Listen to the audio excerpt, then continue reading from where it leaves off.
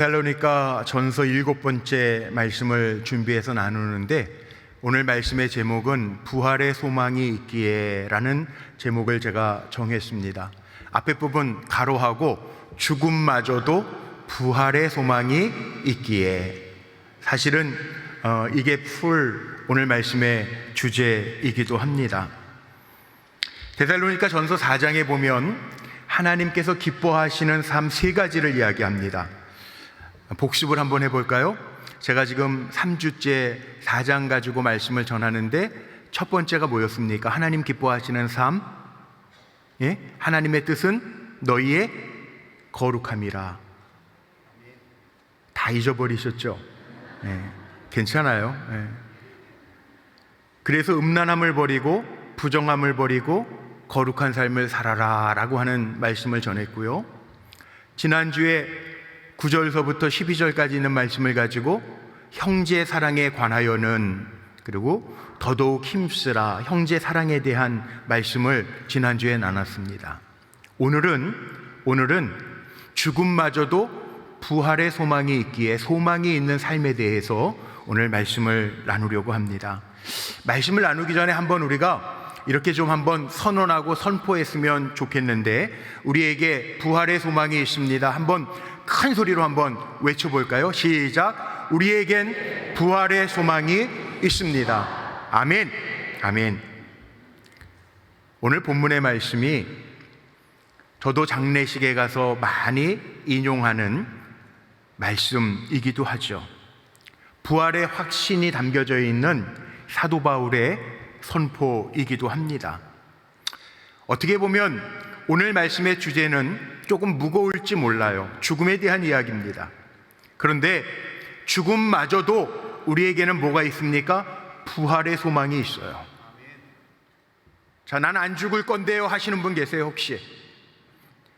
저는 불로초를 먹습니다, 안 죽을 건데요 하시는 분 혹시 계세요? 없죠.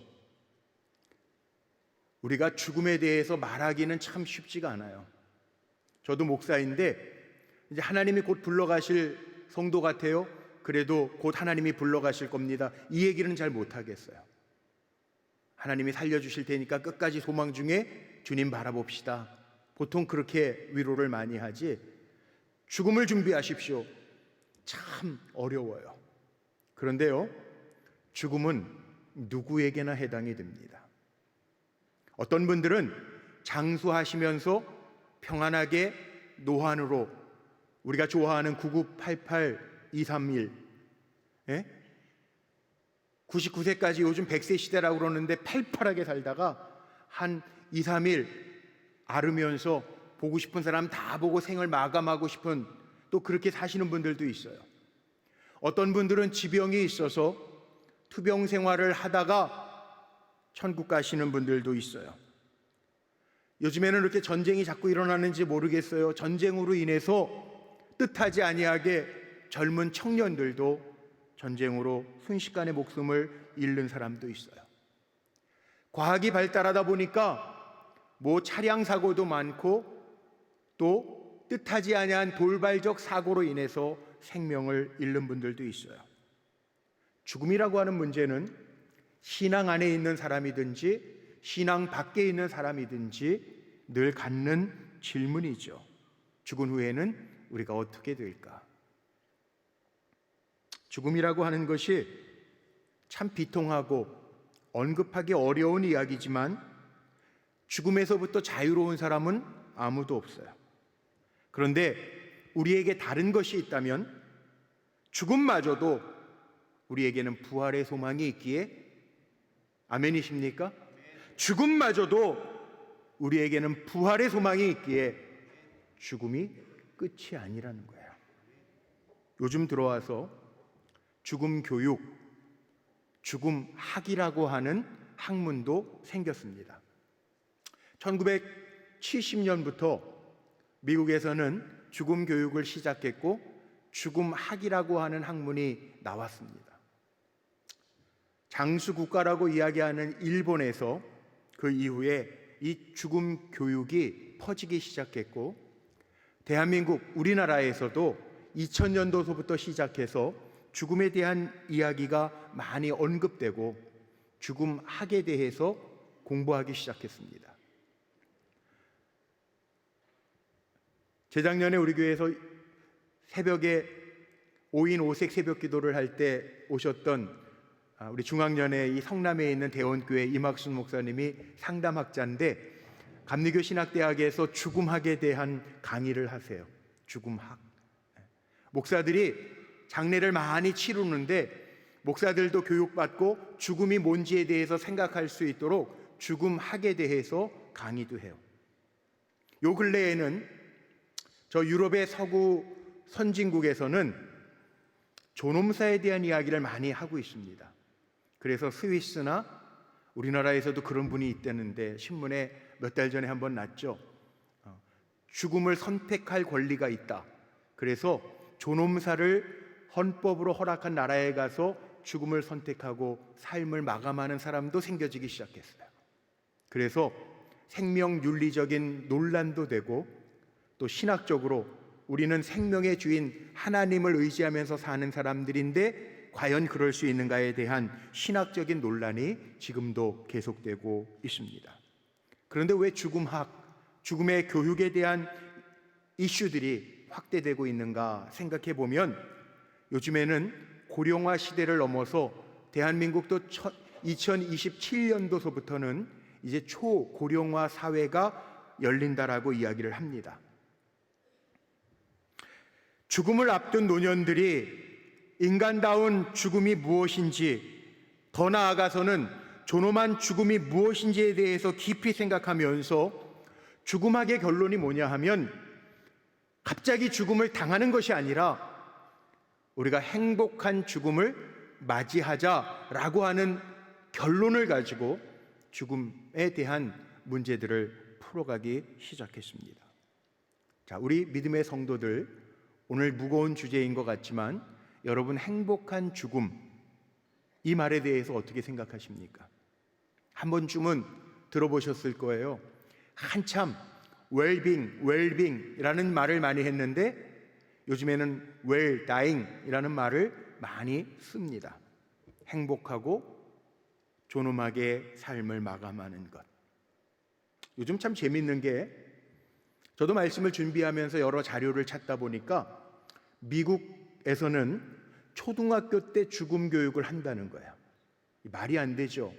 아니, 아직 인생 꽃을 피지 않은 이 어린 나이, 젊은 나이가 아니에요. 어린 나이 초등학생들에게 엘리멘터리 스쿨에서 왜 죽음 교육을 하는가? 초등학교 커리큘럼에 죽음 교육이 들어있다는 거예요. 어린 나이 시절부터 죽음 교육을 하는 이유가 뭐라고 생각합니까? 간단합니다. 장차 다가올 죽음을 알아야 오늘을 잘 살 수 있기 때문에 어린 생명들에게도 인간의 삶 속에서 뗄래야 뗄 수 없는 죽음에 대한 문제를 가르친다는 거예요. 죽음학, 죽음 교육이 무엇인가 하면 요약해 보면 삶의 한 가운데에서 죽음이 갖는 의미를 탐구하고 또 내 삶의 죽음, 마지막을 대비할 수 있게 하고 나아가서 우리 인간, 우리 내가 가지고 있는 자신의 한계를 깨닫고 더욱 의미 있는 삶을 살아가자라고 하는 의미에서 죽음을 교육한다는 거죠. 참 안타까운 것은 우리 대한민국이 이제는 살기 좋은 나라가 되었다라고 이야기하는데도 불구하고 대한민국이 OECD 국가 가운데 자살률 1위인 거 아십니까? 하루에 37명씩 자살을 지금도 하고 있어요. 저는 목사이기 때문에 많은 장례를 치릅니다. 우리 불꽃교회에서 장례 치른 가운데 제 마음에 너무 슬프고 아팠던 적이 있어요.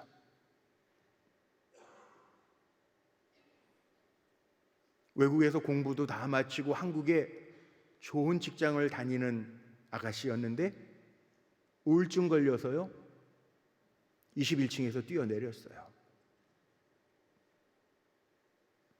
그 장례를 제가 치르면서 마음이 너무 아팠어요. 가족들은 말할 것도 없어요. 입관에 부모가 못 들어갔어요. 제가 들어갔어요. 왜 그런지 아세요? 몸에 상처가 너무 많아서 보여줄 수가 없어요. 주어진 삶을 살아내지 못하고 도망치듯 죽음을 왜 선택했을까? 얼마나 고통스럽고 힘들었으면 죽음을 선택했을까? 죽음 교육이 필요한 이유가 여기에 있는데, 근데 성경 안에 다 있더라고요. 저는 성경을 읽으면서 목사여서 그런지 모르겠지만 인생의 모든 이야기가, 그리고 해답이 하나님의 말씀에 다 있어요. 오늘 본문에 이렇게 시작하잖아요. 형제들아, 자는 자들에 관하여는 너희가 알지 못함을 우리가 원하지 아니하노니. 오늘 본문에 이렇게 시작해요.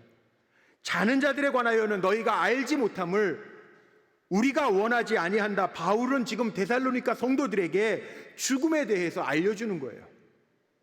죽음은 멀리 있는 게 아니더라고요.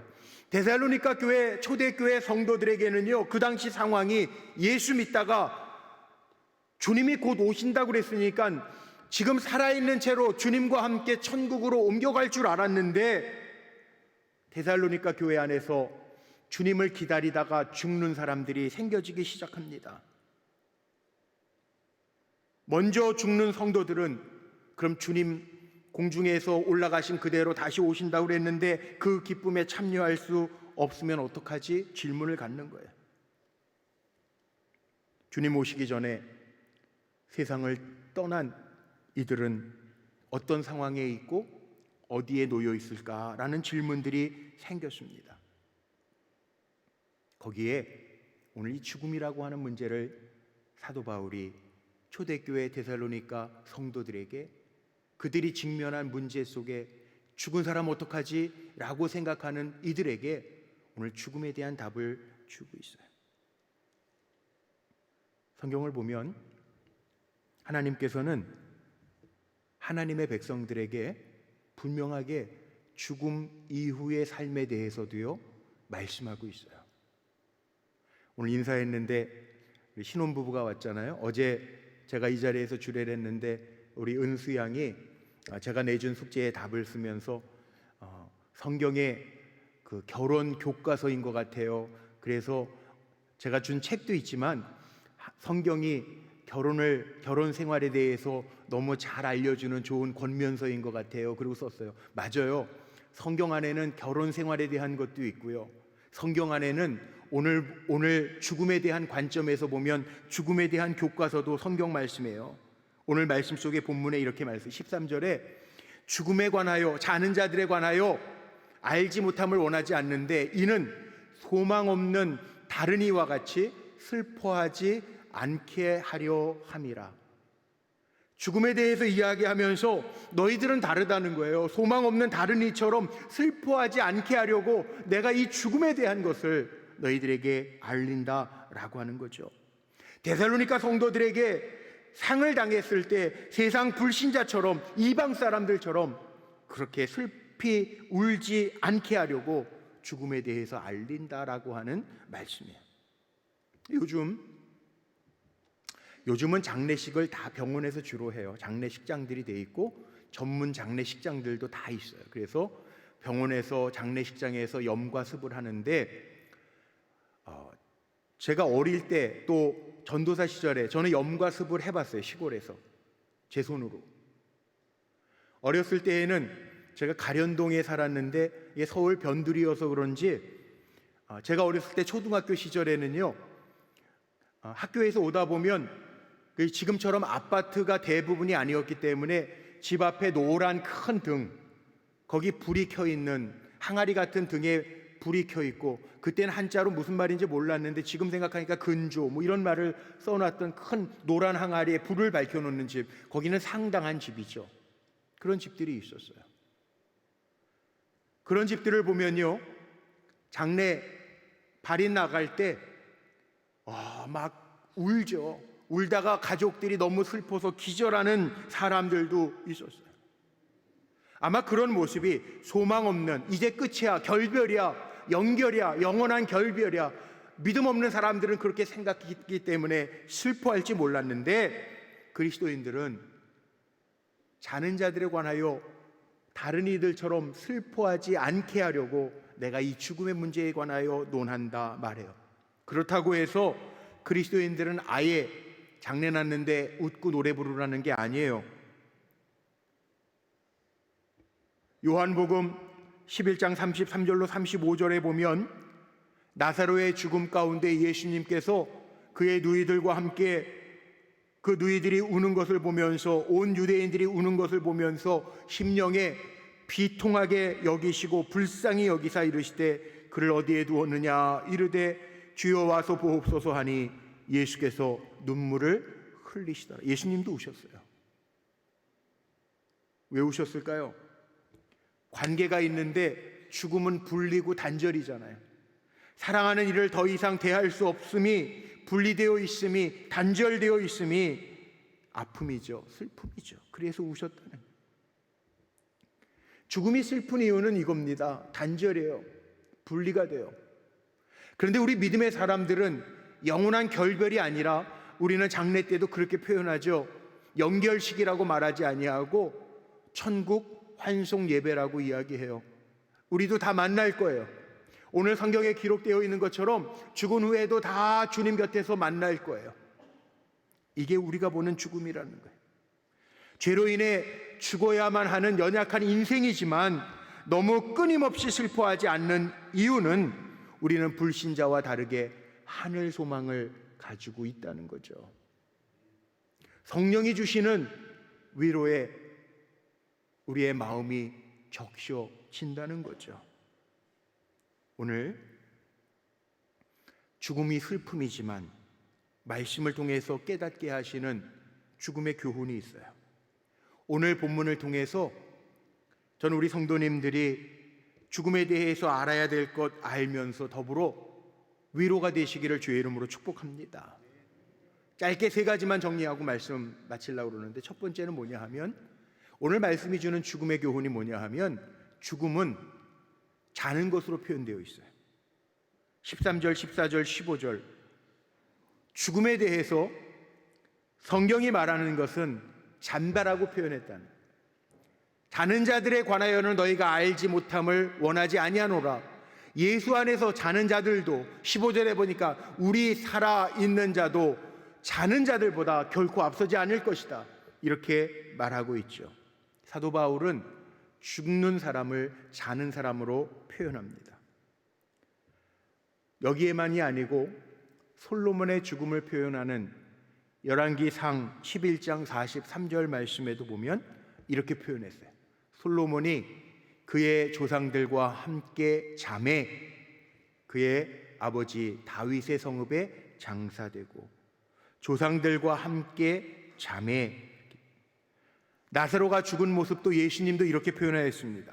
요한복음 11장 11절에 보니까 예수님께서도 뭐라고 표현했냐면 우리 친구 나사로가 잠들었도다. 그러나 내가 깨우러 가노라. 예수님은 한 단계 더 나아가서 잠들어 있는 나사로를 내가 깨우러 간다라고 말씀하세요. 사도행전 7장 60절에 보면 초대교회 순교자였던 스데반 집사의 죽음을 이렇게 표현하죠. 스데반 집사가 마지막에 주여 이 죄를 그들에게 돌리지 마옵소서. 돌에 맞아 죽어가면서도 이 말을 하고 자니라 자니라. 성경에서는 왜 죽음을 잔다라고 표현했을까요? 여기 의미가 있습니다. 이 잔다라고 하는 말이 헬라어로 코이마노라고 하는 동사를 쓰는데, 코이마노, 여기에서 나온 단어가 코마가 뭔지 알죠? 의식 없는 상태. 코마. 잔다라고 하는 의미 속에는요, 무슨 의미가 있느냐 하면, 잔다, 안식이에요. 안식. 우리가 편히 자는 아기들의 모습을 보세요. 아, 잘 안식하고 있네, 잘 자네. 잔다라고 하는 의미 속에는요, 깬다라고 하는 의미도 있어요.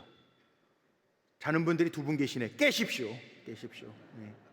잠들었다라고 하는 얘기는 깬다라고 하는 의미도 있다는 거예요. 깬다라고 하는 의미도. 네. 안 그래요? 잠들었다라고 하는 건 깬다라고 하는 의미가 아주 있어요. 이 이야기는 사도 바울이 죽음에 대해서 이야기하면서 죽음이 끝이 아니라는 거예요.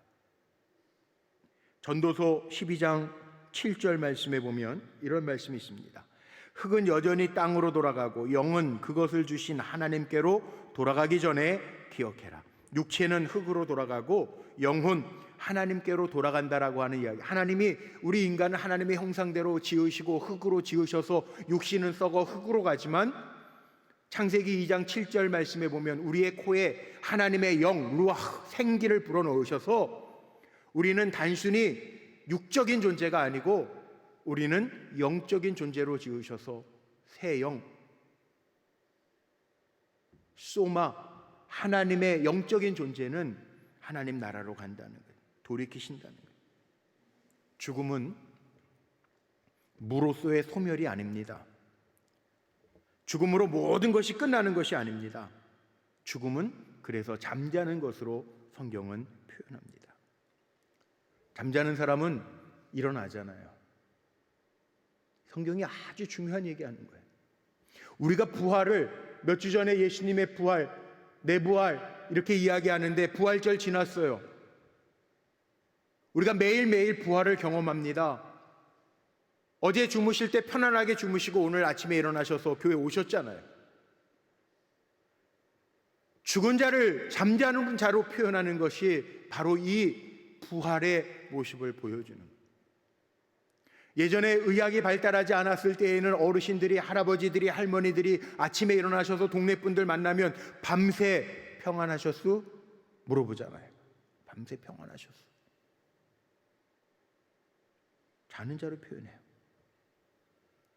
제가 장례 예배 때 종종 인용하는 서울대 의대 교수이신 정연채 박사라는 분이 죽음을 두려워하지 말아야 할 이유라는 책을 쓰셨어요. 죽음을 두려워하지 말아야 할 이유. 거기에 이런 표현이 있습니다. 죽음은요, 벽이 아니라는 거예요. 벽은 막혀 있어요. 막혀 있다는 얘기는 막다른 골목 끝이라는 얘기죠. 근데 죽음은 벽이 아니라는 거예요. 정연채 박사는 의사, 내과 의사신데 죽음은 문이라는 거예요. 여기 문들이 있습니다. 문을 통과하면 새로운 곳이 있습니다. 그분이 신앙인은 아닌데도 불구하고 자기가 의사 생활을 하면서 보니까 죽음은 끝이 아니라 문을 통과하여 새로운 세계로 들어가는 거라는 거예요.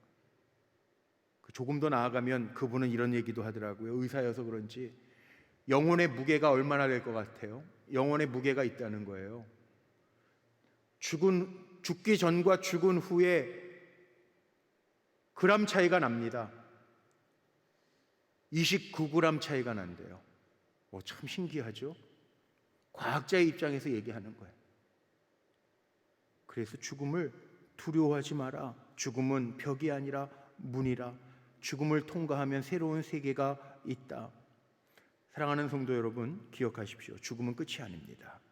다만 잠자는 것입니다.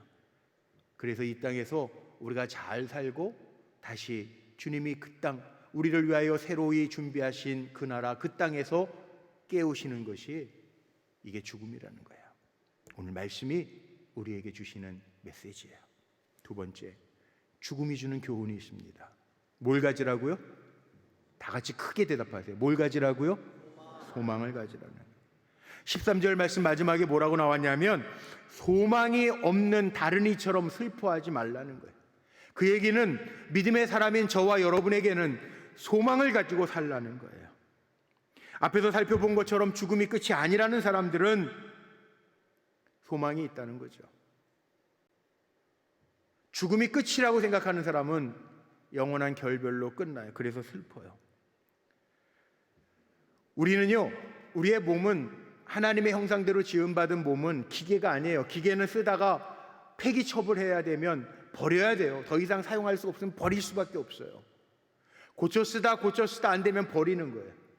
그런데 우리의 몸은요, 하나님이 영을 불어 넣어 주셨기 때문에 우리는요 다르다는 거예요. 우리에겐 소망이 있어요. 단지 죽음이 불리고 그리고 단절이기 때문에 슬픈 거지, 우리에게는 다시 만날 때가 있다는 거예요. 지난 주간에 4월 16일 세월호 10년 10주기였다고 언론과 방송과 SNS에 기사가 났고, 우리 감리교회, 저 안산에 있는 지역의 감리교회가 도시 한복판에서 목사님들이 연합해서, 교회들이 연합해서 너희들을 잊지 않겠다 그런 예배를 드리고 그게 기사로 났어요. 사진에 보니까 노란 리본 현수막을 만들어 놓고 길가에서 교회들이 연합해서 그 아픔 유족들을 위로하면서 예배를 드리는데, 그 보도된 감리교회 신문을 제가 읽다 보니까 어느 목사님이 순서들을 맡아서 기도도 하고 말씀을 전하기도 했는데, 마지막 찬송이 어느 목사님의 찬양과 더불어서 저 높은 곳을 향하여 날마다 나아갑니다, 그 찬양을 부를 때 다 같이 찬양했다는 거예요. 사실 우리 저 높은 곳을 향하여 날마다 나가는, 하루를 살았다라고 하는 것은 저 높은 곳에 한 발짝 더 가까이 갔다라고 하는 얘기죠. 데살로니가 성도들이 슬픈 가운데에서도 바울이 위로하고 있는 답은 간단합니다. 우리에겐 소망이 있다는, 저 높은 곳을 바라보는 소망이 있다는 거예요. 주님 앞에 설 날이 있다라고 하는 것을 말하고 있는 거예요. 오늘 본문에 보니까 14절에 이런 말씀이 있습니다. 우리 같이 한번 읽어봤으면 좋겠어요. 14절 화면에 있습니다. 같이 한번 큰 소리로 읽어보죠. 시작. 우리가 예수께서 죽으셨다가 다시 살아나심을 믿을진데 이와 같이 예수 안에서 자는 자들도 하나님이 그와 함께 데리고 오시리라. 여러분, 부활을 믿으십니까? 예수님 부활하셨습니다. 그 외국 사람들 인디드 참말입니다 고백해요. 예수님께서 부활하신 것처럼 우리도 부활할 것을 믿는 사람들이 그리스도인이에요. 17절에 이렇게 말씀하고 있어요. 그리하여 우리가 항상 주와 함께 있으리라. 여러분, 아멘이십니까? 이거 믿으십니까? 죽음마저도, 예수 안에 있는 사람은 죽음마저도 주님과 나를 떼어놓을 수가 없다는, 그 사도 바울의 철학이 뭔지 아세요? 내가 사나 죽으나 주의 것입니다. 여러분, 우리의 신앙이 이거예요. 기독교 신앙의 중심이 부활이에요. 사나 죽으나 주의 것이라는 고백이 없이 신앙생활 한다고 한다면 껍데기예요. 우리가 믿는 믿음의 고백이 있죠. 요한계시록 21장 장례 때 많이 인용하는 말씀 가운데 새하늘과 새 땅, 또 내가 보니 새하늘과 새 땅을 보니 3절부터 하나님의 장막이 사람들과 함께 있음에 하나님이 그들과 함께 계시리니 그들은 하나님의 백성이 되고 하나님은 친히 그들과 함께 계셔서 그곳에서는 눈물도 없어요. 사망도 없어요. 애통하는 것이나 곡하는 것이나 아픈 것이 다시 있지 않아요. 우리를 위하여 준비하신, 하나님께서 나를 위하여 준비하신 새하늘과 새 땅이 있다는 거예요. 누구나 죽어요. 육신적인 죽음을 맞이해요. 아니, 주님 오시기 전에 죽는 사람들은 죽어요. 근데 그날은 아무도 몰라요. 요한계시록 14장 13절 말씀에 보면 지금 이후로 주 안에서 죽은 자들이 복이 있대요. 요즘 세상이 워낙 편하니까, 이 땅의 세상에 소망을 두고 사니까 죽음을 두려워해요. 그런데 불과 한 3, 40년 전만 해도요, 우리 할머니 할아버지들의 찬송의 대부분이 뭐였죠? 대산을 넘어 험곡에 가도 빛 가운데로 걸어. 저희 할머니가 제일 좋아하시던 찬송이었는데, 옛날 502장이었는데, 천국에 대한, 이 땅에 있을 맘 없어요, 나를 위하여 저 천국 예비되었으니, 이런 찬송 많이 부르셨는데, 요즘에는 세상이 너무 좋으니까 편하니까 천국에 대한 소망을 점점 잃어버려요.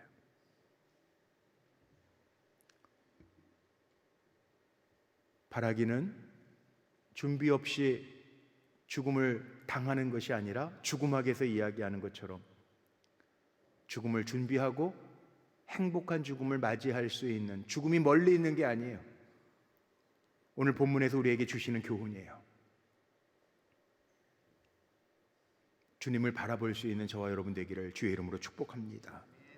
마지막 세 번째는 뭔가 하면, 그러니까 위로의 삶을 살라는 거예요. 오늘 마지막 18절 말씀해 보세요. 그러므로 이러한 말로 서로 위로하라. 우리에게는 천국이 있다는 거죠. 죽음이 주님과 나를 갈라놓을 수 없다는 거죠. 이 말로 위로하라는 거예요. 결론이 뭐예요? 우리를 위해서 하나님이 말할 수 없는 천국을 예비해 두셨으니까 이제 그만 죽자, 이게 결론이 아닙니다. 그 반대입니다. 죽음을 대비하며 오늘을 잘 살다가 주님 부르실 때 만나자, 그거예요. 제가 말씀을 마치면서 이분 알렉산더라고 하는 분이 나는 천국을 보았다라는 책을 썼는데, 그 책의 이야기를 드리면서 오늘 말씀 마칠게요. 이분 알렉산더라는 분이요, 하버드 대학, 과학적으로 여러분 좀 증명이 돼야 되니까 하버드 대학 의대 교수입니다. 전 세계적으로 뇌신경의 권위자입니다. 신경외과 의사입니다. 근데 이분이 뇌막염으로 코마 상태, 아까 얘기했죠, 코이마오, 이것이 헬라어로 잠잔다라는 의미인데, 코마 상태로, 뇌사 상태로 7일 동안 있었어요. 뇌사 상태로. 근데 이분이 깨어났어요. 그리고 쓴 책이 나는 천국을 보았다. 그분이 직접 체험한 천국의 모습은 성경에 기록되어 있는 것과 다르지 않습니다. 한마디로 말하면 말로 표현이 안 되는 곳이 천국이라는 거예요. 너무 아름답고 황홀한 것. 그런데 그분이 말하는 것 중에 더 중요한 게 있어요. 우리는 하나님이 사랑하시는 자라는 거예요. 하나님이 주목하고 계신 사람들이라는 거예요. 하나님이 보시기에 정말 소중한 존재들이니까 이 땅에 살아가는 동안에도 자부심을 가지고 살다가 하나님 부르시면 우리를 위하여 예비하신 그 아름다운, 말로 형용할 수 없는 나는 천국을 보았다, 그곳이 있으니까 우리 땅에서 잘 살라고 하는 이야기를 하면서 이분 알렉산더도 다시 살아나기 전과, 그렇게 다시 살아나기 전과 이후의 삶이 달랐다라고 하는 이야기를 해요. 우리는 아무것도 아닌 사람이 아니라 하나님이 얼마나 여러분을 사랑하시냐 하면 독생자 예수 그리스도를 인간의 몸으로 보내서 내 죄값을 치르게 하시고 우리를 영원히 주님의 품에서 분리되지 아니하도록 존귀하게 여기시는 그런 존재라는 거예요. 여러분 믿어지십니까? 그러니까 존귀한 자답게 살라는 거죠. 데살로니가전서 4장의 말씀이 하나님이 기뻐하시는 삶이 거룩해라, 소망을 가지고 살아라. 왜 이게 연결되는지 아세요? 이 땅에서 거룩하게 살아가는 아름답고 존귀한 모습을 하나님이 보기를 원하시고 그렇게 살아가는 우리들에게 약속하신 소망의 나라를 주시겠다라고 하는 그 말씀이 데살로니가전서 4장에 흐르고 있는 매개예요. 그러니까 저하고 여러분 어떻게 살까요? 세상 사람들은 슬퍼해요. 그런데 우리는 그렇게 슬퍼하지 말래요. 왜? 소망이 있으니까. 예수 그리스도로 말미암아 주어진 소망이 있으니까. 그래서 아마 헤세드 찬양대도 오늘 특송 가운데 아름다운 그 이름을 찬양하세, 나를 살게 하신 그 이름, 그 능력의 이름을 찬양하자고 고백하면서 찬송했잖아요. 저하고 여러분도 마찬가지예요. 나를 살게 하신 주님을 찬양하면서 전파하면서 사는 삶을 살아갈 때 하나님의 역사가 우리에 임할 줄로 믿습니다. 죽음은 주님의 손 안에 있어요. 내가 노력한다고 되는 거 아니에요. 우리 다 가요. 저희 어머니 친구의 얘기를 어렸을 때 들은 적이 있어요. 남편이 의사 선생님이세요. 자기 관리가 아주 철저해요. 건강을 엄청나게 따지시는 분이에요. 그러니까 아내가 얼마나 힘들겠어요. 저희 어머니 친구. 반찬을 요즘에는 그러면 큰일 나요. 옛날 분이니까 통할지 모르는데 아내가 40가지 반찬을 준비해야 밥을 드신대요. 더 웃기는 것은 똑같은 반찬이 올라오면 거기엔 젓가락도 안 된대요. 그러니까 아내가 얼마나 힘들겠어요.